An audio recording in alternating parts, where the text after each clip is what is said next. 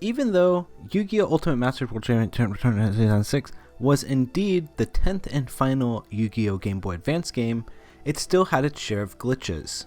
While there isn't a free Regeki glitch like in GX Duel Academy, there are cards that give powerful tools to existing archetypes. The first of which is Drag Down into the Grave. This card normally allows you to make each player reveal their hand, each choosing a card from the others and discarding it, and then drawing a card. Official gameplay rules states that this would count as you, whoever casts the spell, causing the discard of the card. But instead, the game treats it as your opponent discarding the card. This is extremely relevant for the Dark World archetype. This will enable your gold and silver to either pop 2 cards on the field or send 2 cards from their hand to the bottom of their deck, which is pretty decent card advantage if you ask me. They also have enough attack to where they can beat over things like Cyber Dragon or crash into things like Chaos Sorcerer. Not to mention they have built-in protection against things like Delinquent Duo, Confiscation, Spirit Reaper, Don Zalug, and so on. While we only had basic Dark World cards at the time, this deck was pretty strong still, and this interaction with Drag Down into the Grave gives you some chances to really blow your opponent out of the water. Another cool glitch card in this game is UFOroid Fighter, which states that the original attack of this monster is the combined attack of the monsters used to fusion summon it.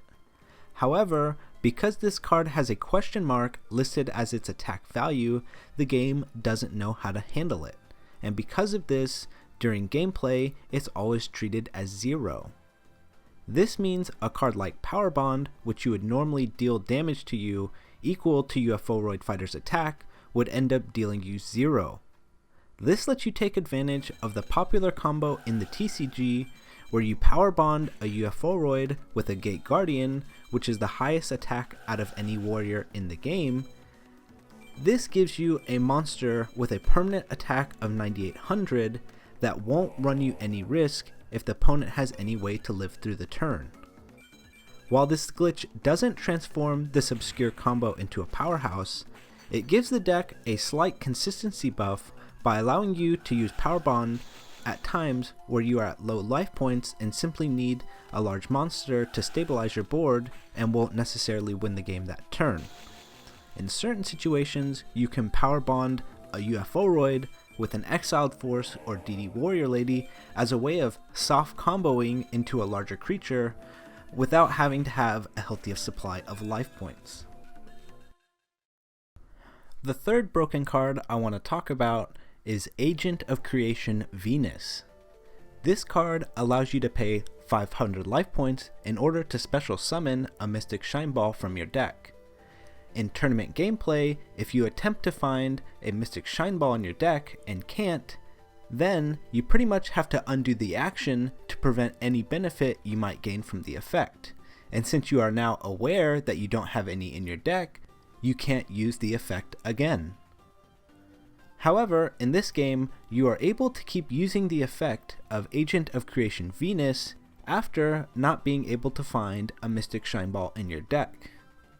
While this seems like a negligible glitch, there is one deck that revolves around reducing your own life points to 500 points or less in order to win the game.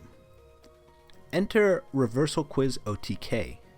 This deck uses effects that reduce your own life points in order to switch them with your opponent using the card Reversal Quiz, and requires you to predict the top card of your deck, whether it's a monster, spell, or a trap, in order to do so. However, as a part of casting this card, you are required to send all cards you control to the graveyard.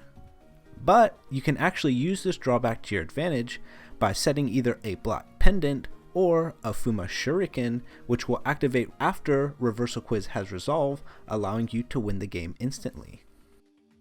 In the TCG, you had to rely on a combination of Wall of Revealing Light plus Inspection or something equivalent in order to get your life points to the desired amount.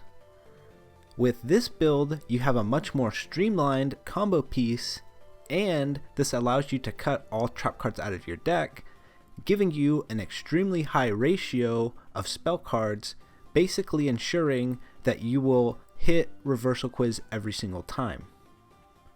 This deck was reported to make waves at the 2006 GBA World Championships, and while the results and deck lists are not anywhere to be found, the Reversal Quiz deck was reported to make at least top 4 in the tournament, making this glitch one of the most impactful in the game. And our glitch card honorable mention, which you might not have seen if you played this game at the time because it's an OCG original, is Dandelion. Whenever they made Dandelion, they made them a warrior instead of a plant. This means it interacts with a vast amount of the warrior support that's available in this game, including the warrior returning alive, reinforcement of the army, or warrior lady of the wasteland. Good job, Konami. Now let's talk about how the game handles infinite loops. And during this time period of Yu-Gi-Oh, there's really only 4 ways to create this sort of situation. The first 2 of which are done with Jinzo. If you control a Jinzo with an amplifier and a skill drain in play, and your opponent activates Royal Decree, then that negates skill drain, which then reactivates Jinzo, which negates Royal Decree, which turns back on skill drain, and you get an infinite loop. In this game, once the Royal Decree is played, the game seems to be doing quite a bit of thinking before offing the Royal Decree and allowing the game to resume as normal. Kind of a neat little function they built into this card. This sort of function is also used to break up the second Jinzo loop, where you take control of your opponent's Jinzo with a Snatch Steal, equip it with an amplifier, then activate Imperial Order, which would cause Jinzo to switch control infinitely.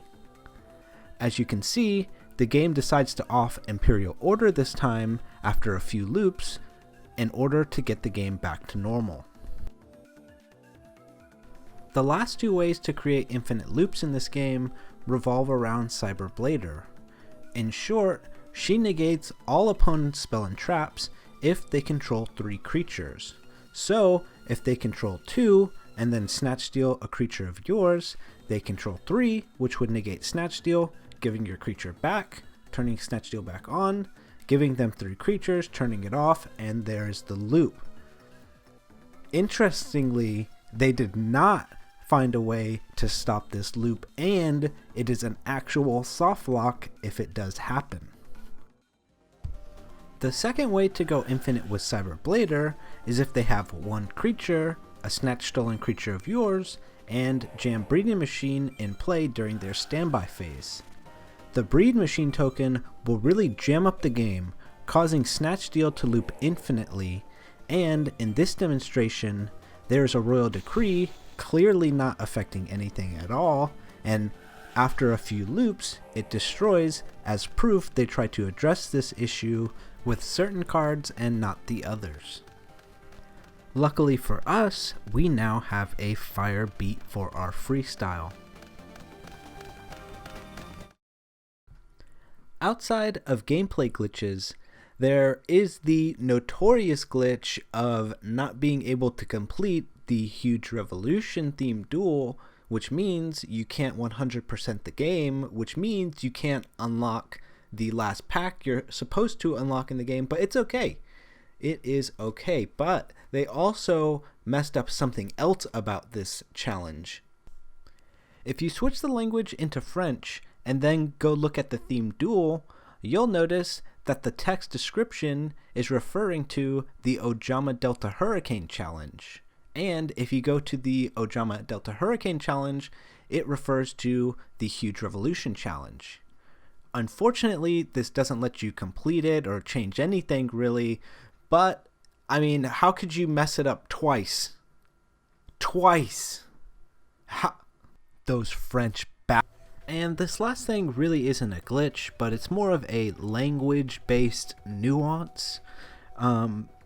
If you have the Japanese version of the game, you'll notice that you get that sweet, sweet uncensored card art.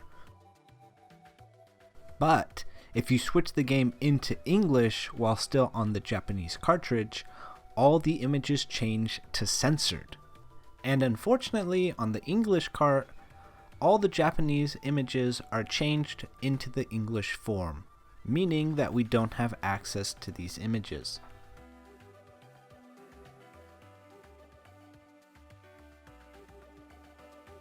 And yeah, Scrubs, that's about it. If you have any glitches I should know about, please let me know in the comments, and please like and subscribe. I managed to secure a few pieces of cardboard, so I've got a fairly good house going, and I just need a couple more subs, and we'll get there. Alright guys, peace!